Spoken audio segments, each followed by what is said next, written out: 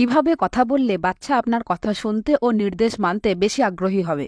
Child psychology পর্যালোচনা করলে বোঝা যায় খুব সাধারণ কিছু ভুলের জন্য সন্তানরা বাবা মার কথায় গুরুত্ব দেয় না বা শোনে না। এমনটা হলে এই 4টি কৌশল শিখে রাখুন। 1 নম্বর, দূর থেকে নয়, কথা বলুন বাচ্চার কাছে গিয়ে। ঘরের কাজে ব্যস্ত মায়েরা বেশিরভাগ সময়ই অন্য কাজ করতে করতেই বাচ্চাকে চিৎকার করে ডাকেন বা কোনো কিছু করতে বলেন। স্বাভাবিকভাবেই ছোট বাচ্চার অ্যাটেনশন এতে আপনার দিকে আসে না এবং সে কথা শোনার পরিবর্তে বিরক্ত হয় বেশি। তাই কথা বলুন কাছে গিয়ে।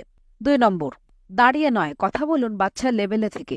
বাচ্চা বসে থাকলে তার সামনে হাঁটু গেড়ে বসুন। শুয়ে থাকলে তার লেভেলে থেকে তার সাথে কথা বলুন। এতে বাচ্চা সহজেই আপনার কথায় সাড়া দেবে। 3 নম্বর, চোখে চোখ রেখে কথা বলুন। বাচ্চাদেরকে কোনো কিছু শেখানোর বা নির্দেশ করার ক্ষেত্রে আই কন্ট্যাক্ট খুবই জরুরি। এতে বাচ্চার সম্পূর্ণ মনোযোগ আপনার কথা ও আপনার দিকেই থাকবে। ফলে আপনার কথা বাচ্চার ব্রেন অ্যানালাইজ করতে সুবিধা হবে। 4 নম্বর, কথা বলার সময় অল্প শব্দ ব্যবহার করুন। যেমন, রাত 12টা বেজে গেছে, এখনো কি ঘুমানোর সময় হয়নি, ঘুমাবে কখন? এত কথা না বলে বাচ্চাকে বলুন, অনেক রাত হয়েছে, ঘুমাতে চলো। ঘড়িতে 11টা বাজে নাকি 12টা সেটা আপনি বললেও বাচ্চা বুঝবে না।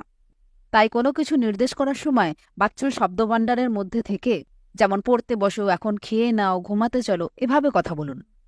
রেগুলার লাইফে এই টিপসগুলি কাজে লাগিয়ে দেখুন, অনেকটাই সুফল পাবেন।